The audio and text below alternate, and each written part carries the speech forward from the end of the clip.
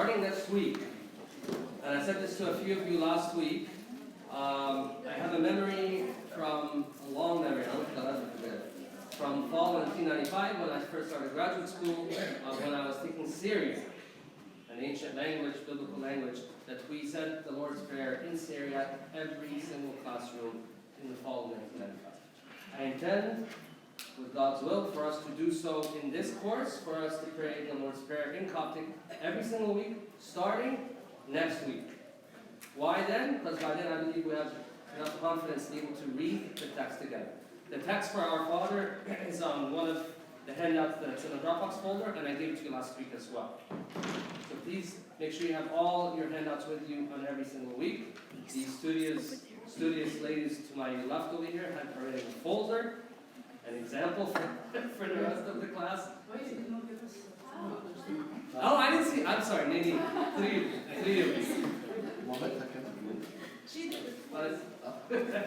So please make sure, because there's going to be more and more lessons and exercises, and it will become unmanageable unless you have a way to organize it. Okay? The intent this week is as follows.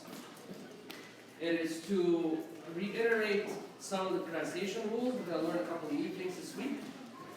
We're going to practice through the reading of any number of words, vocabulary words. They're all either on this handout or in previous handouts that I gave you, such that next week we actually start going over basics of grammar. And you'll find yourself within a couple of weeks being able to understand basic sentence structure from litanies or doxologies or phrases that you hear in the liturgy or in vespers or in Mass every single week. So much so that I think we're going to prevail on the Buddhists to actually pray a little bit more in Coptic. That way we can hear it and readily understand it as we go. Alright? For the time being, let's go over a few things. I want to go over some of the letters that cause some confusion in terms of pronunciation. Okay? One of them is this letter right here. This letter is the iota in Greek and Coptic. It makes the E sound, double E. Unless it is followed by some vowel or another. Okay? What's this letter? Alpha. This letter looks like the B in English, right? So, if the iota is followed by another vowel, this, instead of double E, it becomes a Y sound. So sound this out, this word for me. Ya means I. Means I. We see it every once in a while in the liturgy. Okay? How about this one? This letter looks like the English M. It is. I wrote it like in English, but this one's actually... It's the A. There's O, and then there's this letter. So, and also, if it's preceded by a vowel, it also has the Y sound. So, sound it out for me. Matoi, soldier, in honor of the great martyr whose feast is today. Oftentimes, St. Maurice, we say, Nem net matoi, or Nem nek matoi, and your soldiers, your legion, which you led into our hero. Another word that's very common in our liturgy is this one. Here's a T. Here's an alpha. Here's this combination, which looks like this combination, except instead of the alpha, there's an O. So another vowel. So here's a Y, and then here's an O. Pronounce it for me. Tayo. Anybody want to venture to guess what this word means? Honor and glory, glory and honor. Karam, honor. Okay? It is said right at the beginning of the offertory, of the prothesis, when the oblations are brought forth. Okay? A few other examples. This should be, for anybody that's taking math, this should be a letter that's familiar in algebra. The theta. The theta, this is what's wonderful about the Greek alphabet. The name of the letter gives you an idea of how the letter is supposed to be pronounced. So theta, it's going to give the sound of a TH. Here's an alpha. And here's the iota, which, as we said, if it precedes or follows a vowel, it has a Y sound. Anybody want to pronounce this for me? Thigh means this, in reference to somebody or something that is feminine. And we will learn about gender in terms of the Coptic language next week. Everything has gender in Coptic. So for instance, the earth. In English we say Mother Earth, do we not? Yes? In Coptic, earth has the gender of masculine for some reason. Okay.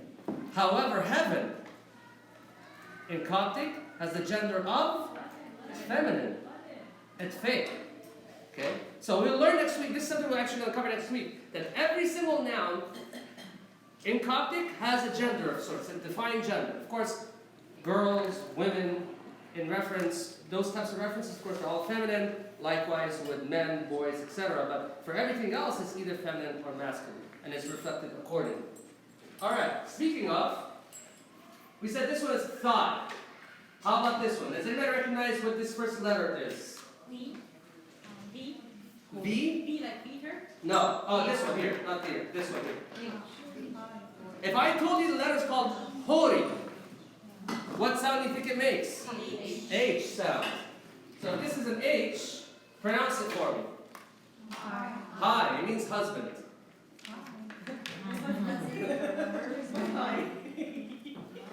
So then, he is Pehai, your husband. Okay. This one, likewise. This letter is readily known from math. The letter pi. So pronounce this for me. Pi. Pi. Exactly. It means this in reference to something masculine. Remember we said this is in reference to what? Feminine. Something feminine. This is something masculine. So, to Neder, pi high, this husband, is how you would say, use the word this with such. Alright? What about this letter? 5. So, there's a reason I brought this up. In Greek, there is the letter phi, which gives you the F sound, but it is actually supposed to be somewhat of a PF sound. And this is the letter that's used, for instance, in spelling out the name Philip, or Philippi, the city. In English, we just pronounce it as an F. In Greek or Coptic, there's supposed to be an element of a slight P along with the F. Besides this, there's also the specific Egyptian or Coptic letter, Phi, which is a pure F in the ears of Egyptians, ancient Egyptians. So if this is an F, this word is Phi, which means to lift or to raise something up. We actually we're having a liturgy towards the end where we say we lift up our hands and minister unto your holy name. Alright, so we went over a few things related to the use of the letter Yota before and after vowels. Let's move on to the next letter, to another letter that's causing some problems. And that is this letter here. Not when it's by itself, because by itself it's easy, it's just an O. But when you add to it, or actually, forgive me, not this letter. I'm referencing the letter Upsilon. This letter. This letter caused a lot of confusion last week. Basic rules, you'll get it just fine. Okay? Whenever you see this letter, okay, by itself, in between two consonants, so for instance between, like this, okay, always treat this letter as a short E. Okay? That's not how it used to be pronounced, or that's not how it's supposed to be pronounced in Greek. In Greek, it's supposed to be pronounced the way it looks. It looks like a U, so it's supposed to be pronounced U. But it's in Coptic pronunciation, modern Coptic pronunciation, it's pronounced as a short E. However, if it's combined with other vowels, it's pronounced as, oftentimes as a V. No?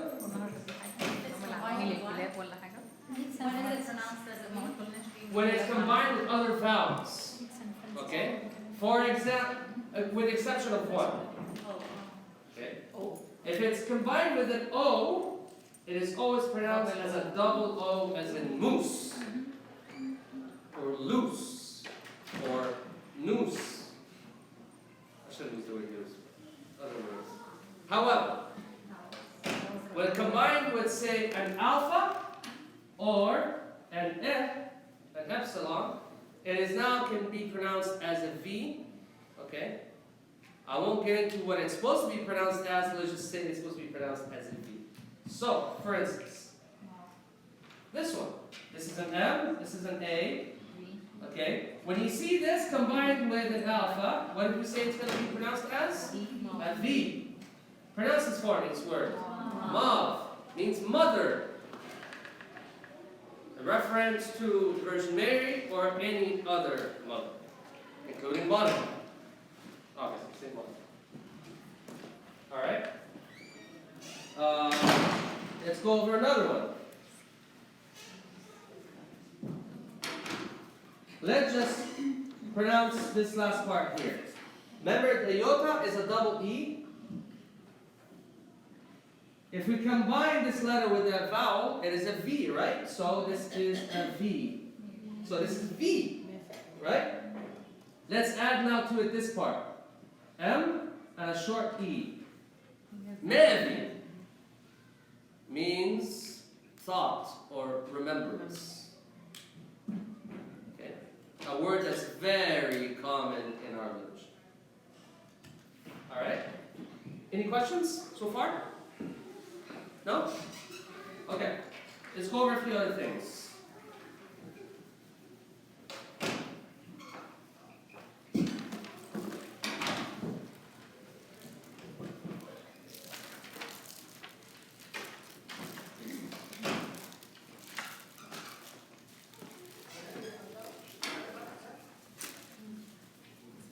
How many of you had a chance to look either at the handouts from last week or from the word list that I sent on Friday?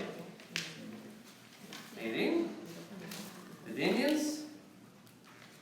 Studious Danians. There's a list. This cut. You can take this. This one right here. This is the latest list. Extra? I'll actually use it just. You have one? Okay. Alright. Let's do some practice. Let's go over a couple other pronunciation rules before we start practicing some words. If you look at this list, the eighth word down. The eighth word down.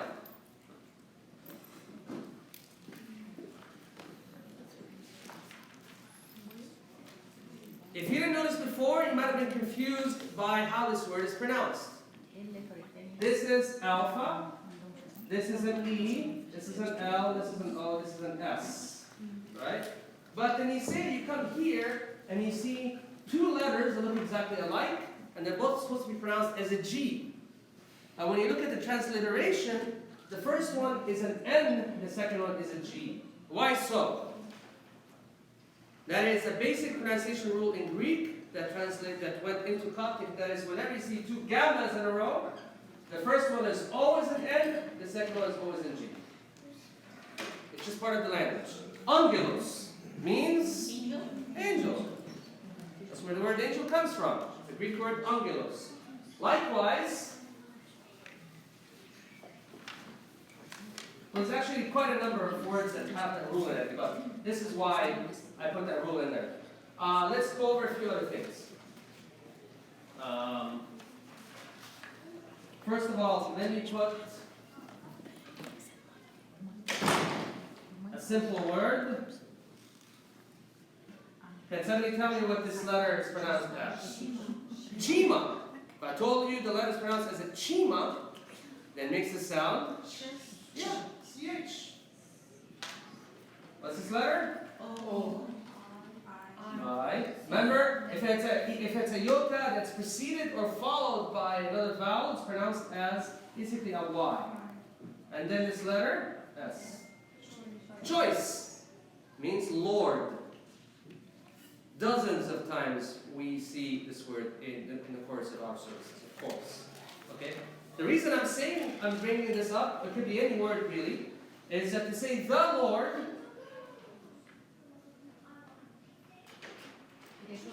at choice. Now, why am I showing you this?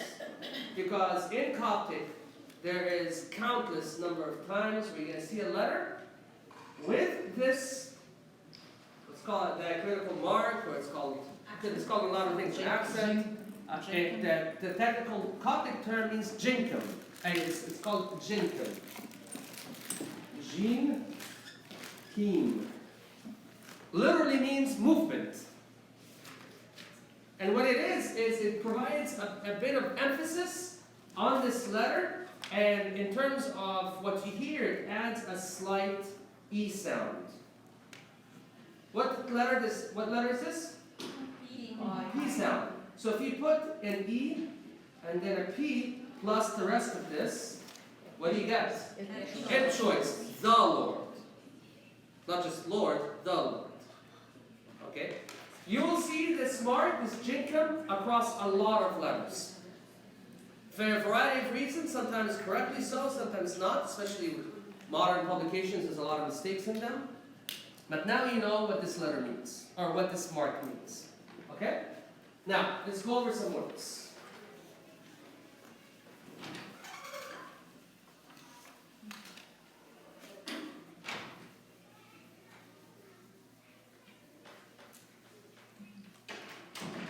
You want to go through the list in order? Would you prefer that? Where did the list go? Someone took it. That's okay, that's fine. I'll do it from memory. No, it's fine, it's fine.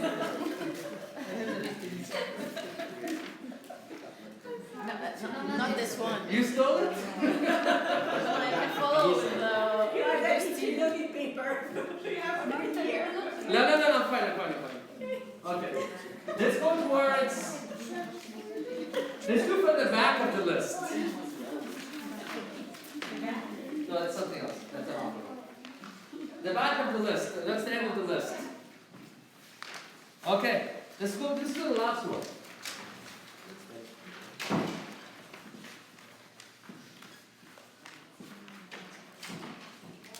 We know in Coptic and in Greek, we have this letter, which looks like a T. I guess it looks like maybe a J, a reverse J, but it looks like a T. It is a T.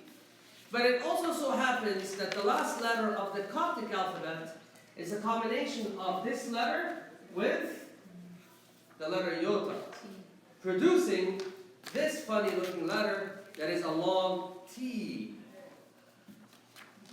which can mean several things, actually, just the letter by itself. Just on the side, exactly. The word, this letter by itself is actually a word, it's a verb, it means to give. Okay? But by itself, it also means the, for something that is feminine. For instance, you can say T. Whoops. Very common word. T Parthenos, the virgin. Can you say T mom? Yeah, of course, the mother. Exactly. Or any feminine word, you can say it. Okay? Now, this particular word, if you ever hear the liturgy in Coptic, it's very, very notable. Why? This is right in the reconciliation prayer, right at the beginning, the litany, at the beginning of the liturgy. In your pleasure. Mati in Coptic means pleasure. Actually, Timati, I'm sorry. Timati means pleasure. I'll write it again.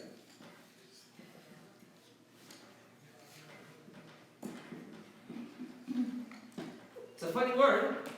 It's unique in that it has two T's in it, but it means pleasure. Or in your sort of your approval. All right? Yes. Yeah, it is a noun. Any T is a the. Well, it is T like give pleasure. It's actually It's this the wo- this it's- it's word by itself. So if you want to say It's a noun. the pleasure, this is the noun. So if you want to say the pleasure, you would say eptimati. The pleasure. In this case, it is actually a masculine noun. I'm lost. Yeah. Yeah. What is the role of the first T and T? The actual word is timati. There is no roll by itself. I see. The whole word is timad. So there's no the. There's no the. The comes from the masculine F over here, which we'll learn about next week, actually. Alright, I just want to point out what this letter, the use of this letter. Maria, words before that. What do we have before that? Talcho. Okay. Let's go over a few words with the letter chima. We already went over choice. Right? What does choice mean? Lord? What does choice mean? Lord. Okay. Here is a word that combines a few letters. This is, yeah, so this is T, A. This is, if I told you this letter is called Lola or Lambda, L. So it's an L, of course. And this is a Chima, CH, and then an O. Talcho, to purify or to heal. Talcho. Talcho. Alright? How about this? Very simple verb. Chi. To take.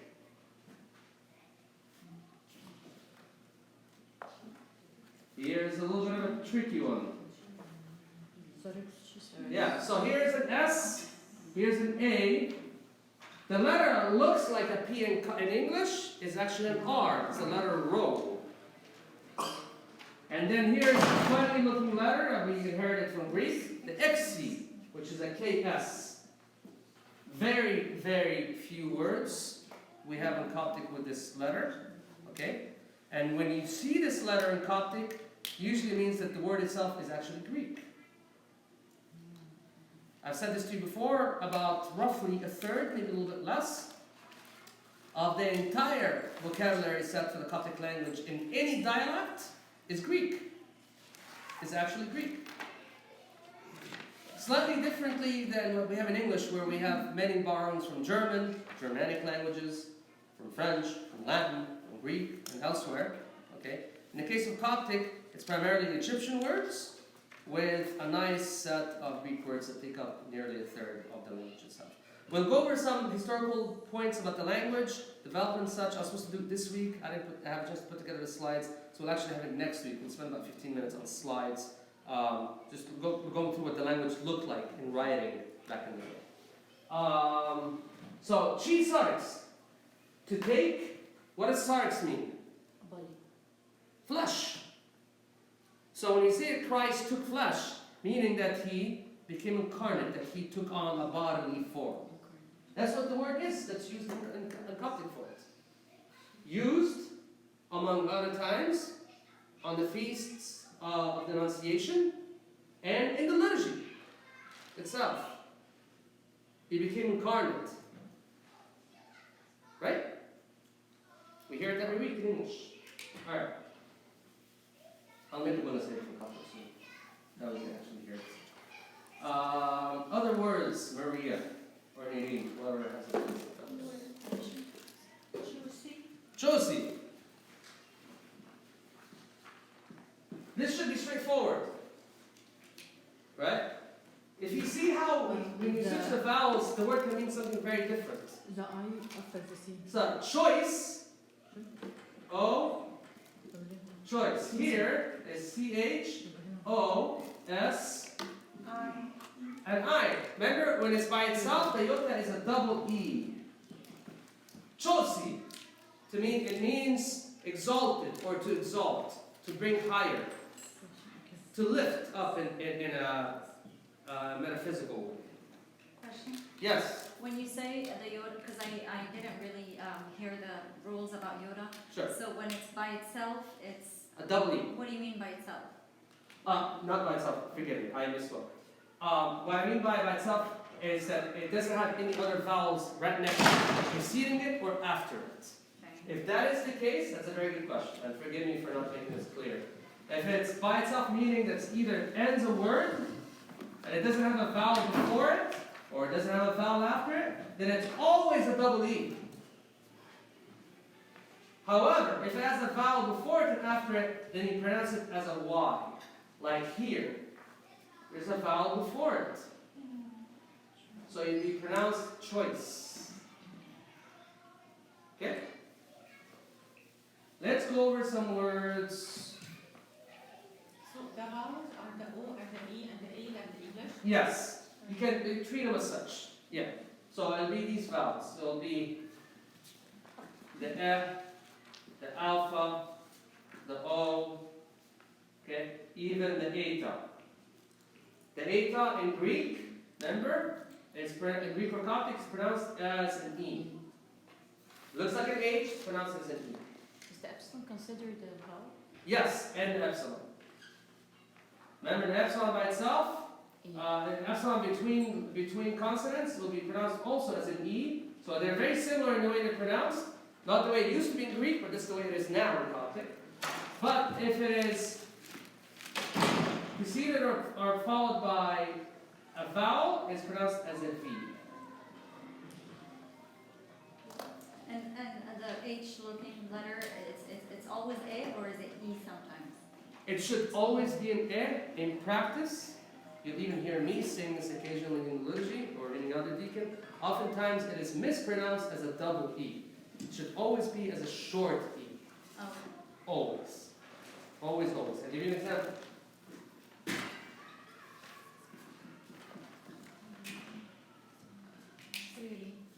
This letter is shy. The letter shy. So it's an SH. Let's forget this for now. This is the letter rho. So it's an R. And remember we said the iota, if it's not preceded by or followed by a vowel, it is a double E. Exactly. Here is the letter eta. Okay? It is always going to be a short E. Pronounce it for me. Shady. The son. Oh, son means son. Son as in the son of a father. Oh, so it's not shady, it's shady. Yeah. Wow. Yeah. We can go on for days in terms of how Coptic is supposed to be, well, modified in terms of how it's truly supposed to be pronounced. We went over this a little bit last week. There's a history of about 150 years ago during which there was a revival in Coptic language, and the pronunciation in no small part was based on what was at the time contemporary Greek pronunciation of the Greek language. And based on that, the Coptic language, they modified the pronunciations for it. Unfortunately, because that's not the way it's supposed to be pronounced. Mark, for the vowels, Yes. is the iota and omega also vowels? Yes. You can treat them as vowels. When it comes to these rules that we're going to go over, treat them as vowels. Okay? And when we pronounce the letter PP, it says sometimes it's R, sometimes it's P. Depending no. it's always That's R. It's always R. That letter looks like a P, is always an R. Always an R. Okay? Other words, it's going backwards on the list. Okay? We didn't hit culture. Let's. Huh? Sorry? We didn't hit culture. You didn't do culture? I didn't do culture. Okay, here we go. Talcho means to heal. Talcho and nishoni, or ninshoni, heal our illnesses or our sicknesses. Alright? Let's go over a few uses of the letter jinja. Looks like a gift box, a wrapped gift box. The letter jinja. Okay? Technically, and listen up for this. And folks who have studied language in the past or took some lessons in the past, don't be upset at me for saying this. The letter jinja is always supposed to be pronounced as a J. That's the reason that letter exists in the language. Because if you wanted to have a hard G, you had it from the Greek with the letter gamma.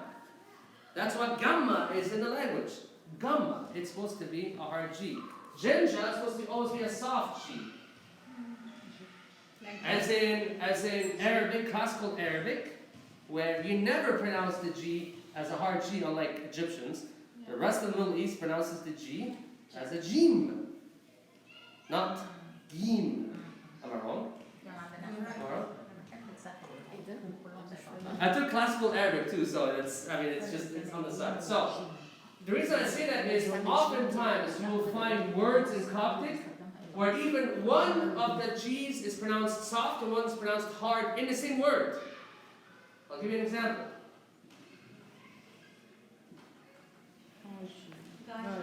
Manan. I'm going to pick a Manan. It was Iman last time. I'm going to pick a Manan. Pronounce that for me the way we pronounce it in church now. Gaji. So it's supposed to be Jaji? Exactly. It means enemy. The enemies of the church, for instance. Or the enemy of the patriarch when you're introducing him before you preach the gospel. Okay? Subject your enemies under your feet speedily. Alright? So this is among many, many examples where you're going to find that haphazardly even, that the letter is sometimes pronounced as a J and sometimes as a G. The general rule is always as a J. Simple as that. However, folks like myself who are burdened with having to try to figure out what the right thing is to do so that people are not confused, oftentimes you'll hear me say, Gaji. Well, let's say the right thing. It's gonna be a different language. But We're not understanding it is it. the right thing. So I will say that slowly and surely, over the years, especially if I'm in a position where I'm heard audibly in church, that I will say a few things slightly differently for people to get used to it. I'll give you another example. So, what about Gom? So, what's Gom? Is it supposed to be Jom? Yeah, it's supposed to be John. And I'll tell you why. لا هي اسمها يقوم هتخليها جوم بقى دي صعبة شوي. تأتي جوم؟ ممكن توفي تقولي the name of the you have to say the right thing, otherwise it doesn't make sense. I'll give you an example why this is true. I mentioned last week that Coptic has many, many dialects, none of which is used liturgically today other than Bohairic, which is the dialect that we're using now.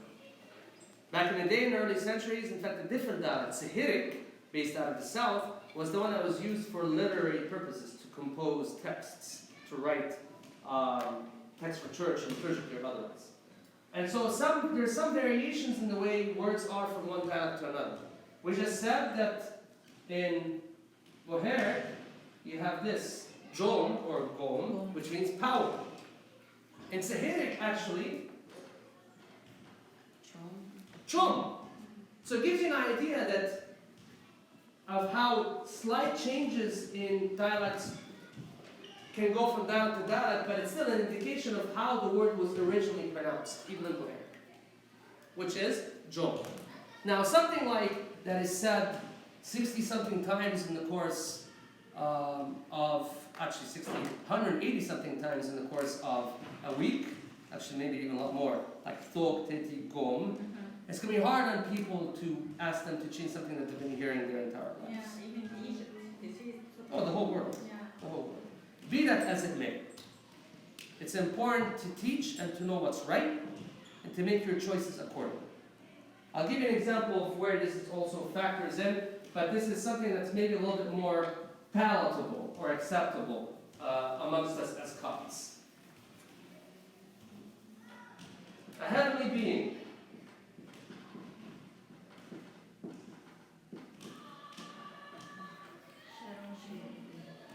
A type of angel. Okay? In English, it's pronounced from the original Hebrew, cherubim. Okay? In Arabic, coming probably through the Syriac, karobim. Okay? Or cherubim. However, this letter Kai, it's the letter Kai, or Chai, for a reason. Because it's supposed to be, it's a KH sound. No, I mean the Chai is the other one. Is it the same for Sherry? But there's a slight difference in the sound as well. I'll get to that in a minute. So technically, this is supposed to be cherubim. Always cherubim. And as a matter of fact, there is one particular cantor in our diocese here who, he's an academic, so he did a lot of work in Greek. When you hear him chant with words that have the letter Chai in it, he always pronounces it as a Cha.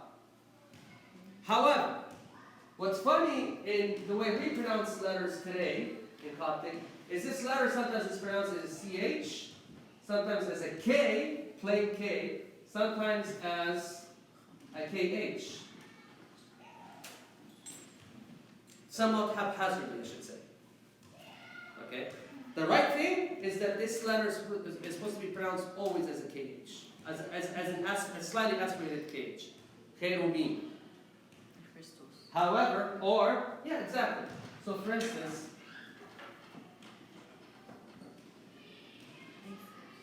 or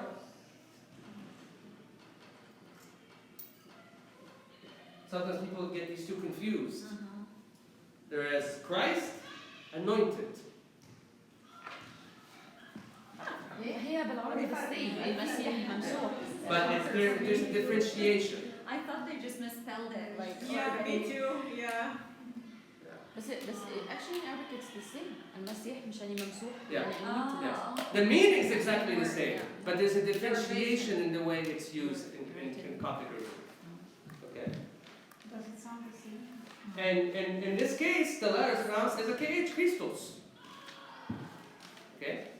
So let's be aware of how the letter is supposed to be pronounced. I'm not grading anybody, but we're doing due diligence in that we're showing how the letters are supposed to be pronounced, then we can make our choices accordingly. Okay? We don't want to cause a rebellion necessarily. We could. We could do a revolution.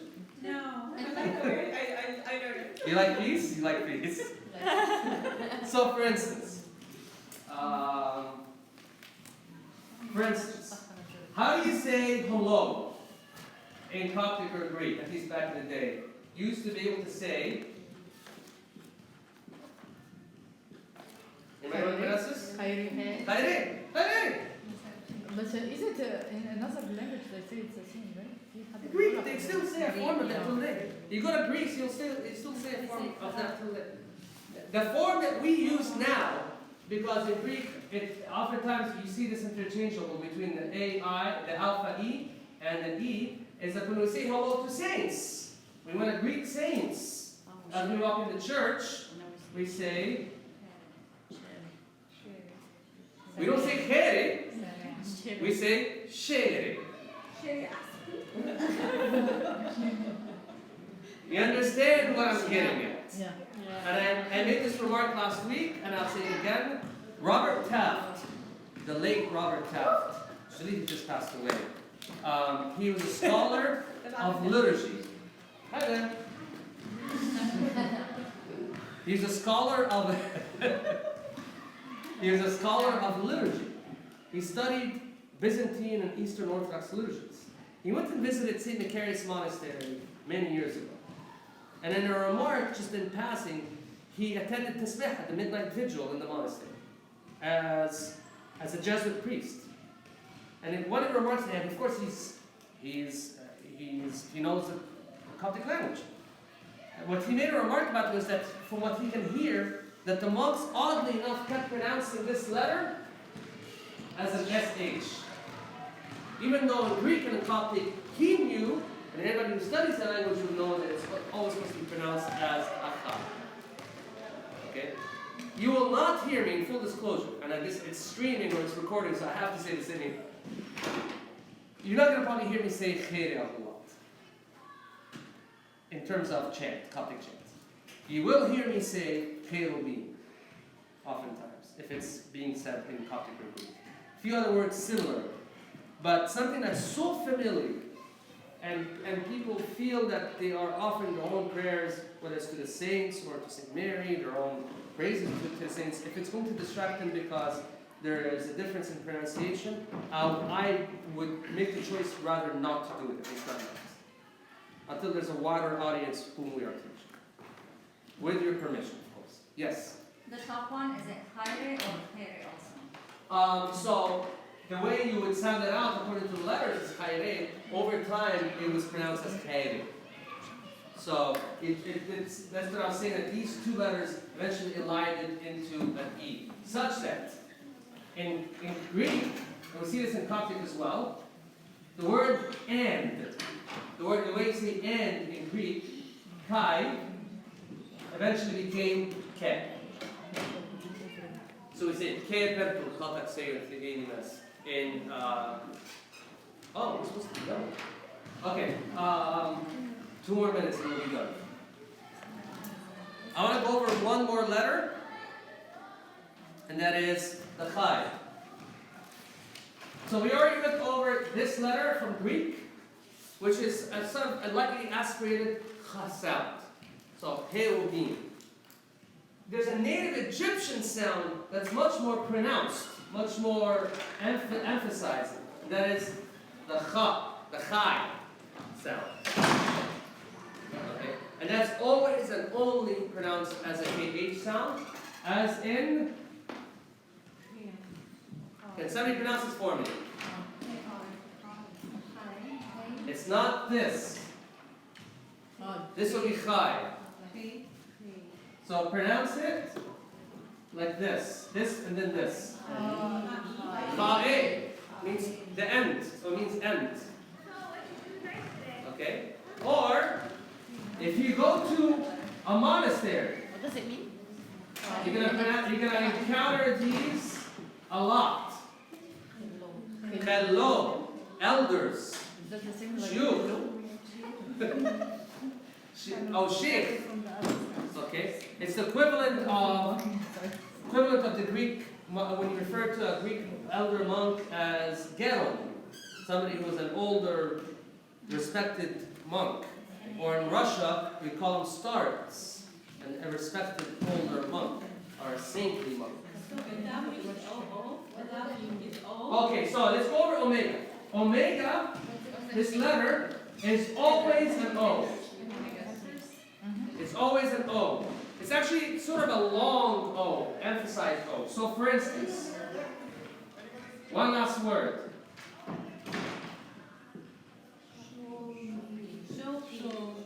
Actually, I just made a mistake. Shopi. I wrote it first in Saharic. It's actually, this is how it is over there. Shopi. This is the SH. This is the long O. P. Double E means to be or to become. S-Shopi. May it be so. At the end of the liturgy. Okay? S-A. We hear this every liturgy, at the end of every liturgy, right? S-Shopi. May it be. Let it be. Yes. What makes it so that we don't say ese instead Because of oftentimes there is this right here. ese? Yeah. It's a good question. So Y is like the X. In both are SH. You said This one, yes, SH, and and this Y is like SH. yeah. The same, right? Unfortunately. Yeah. Yeah. Okay. That's supposed to be. Okay, it should have been. This is supposed to be a KH. It's not. It's screaming from the it's a KH, but we pronounce it as an SH. All right. Any questions? Because we need to conclude for the time being. A couple notes. Lesson 1 is in the Dropbox folder, which you shall receive momentarily a link to it. I ask you kindly again to go over the exercise at the end of lesson 1 and to read through lesson 1.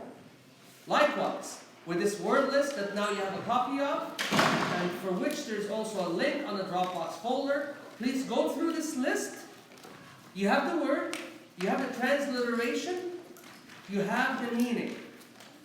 Sound out each and every single word. I encourage you to even write them out. Why do I ask you to write them out? To get used to writing public letters. Are we gonna have a quiz? Okay, how many people here want to have quizzes? Not yet. No. I know you would. No.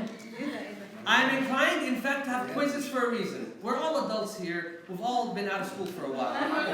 quizzes بس optional اللي عايز يعمل كويز جو Just when you mean I should make her take the quiz for sure. The reason I want the quiz, I want some sort of testing. I'm not even going to grade them, honestly. It's well, maybe not grade them. It's in a way, I feel that as students, the one way to motivate when you are busy, we're all busy with children, with work, with responsibilities, is to get you to actually sit down for an hour or two and do the work. So I have a quiz next week. Yes. But the quiz is so I'm gonna send a link during the week for a list of 10 words for you to memorize. The meaning? Oh. The meaning. 10 words, common words in the literature. Okay? Those words you'll expect to know them for the quiz and to write out to sound out how they're pronounced. Okay? So yes. Please send them with the translation. This is easy. This doesn't tell.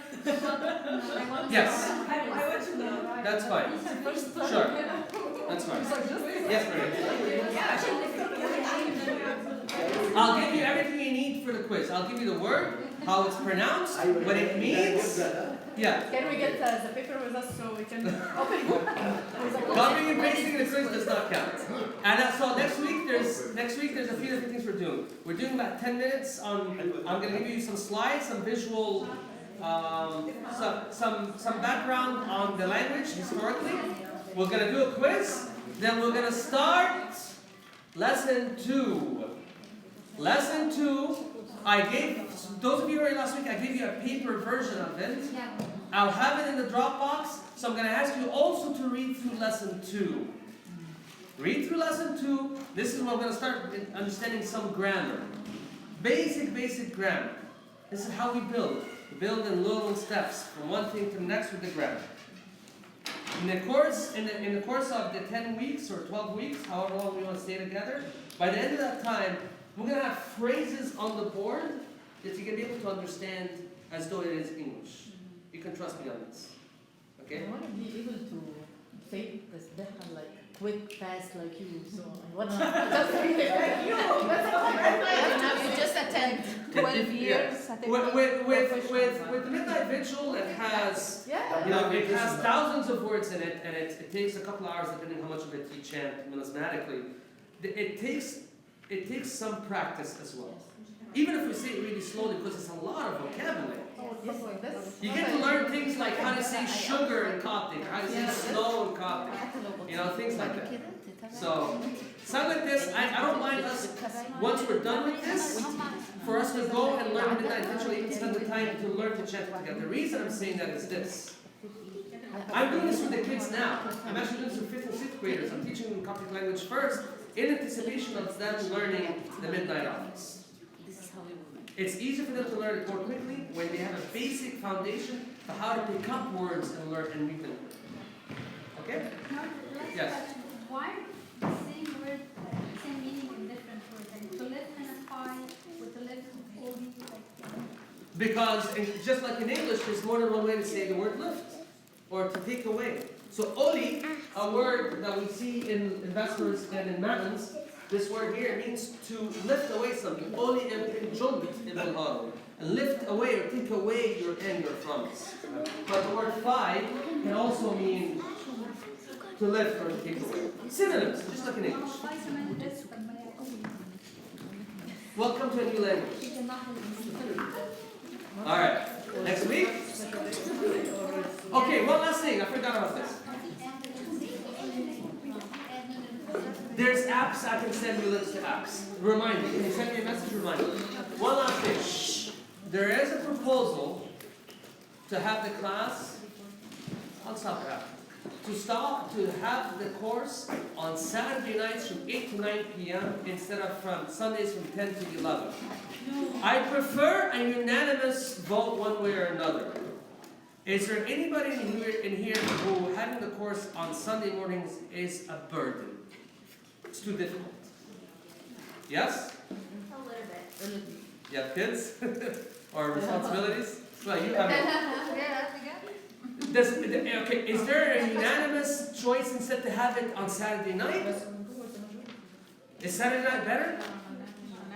No? Let's keep it. Sunday. Yes. As long as you come every week. It's fine, I'm coming. Okay. Alright. Sundays it is, 10 to 11 a.m. Thank you very much. Thank you.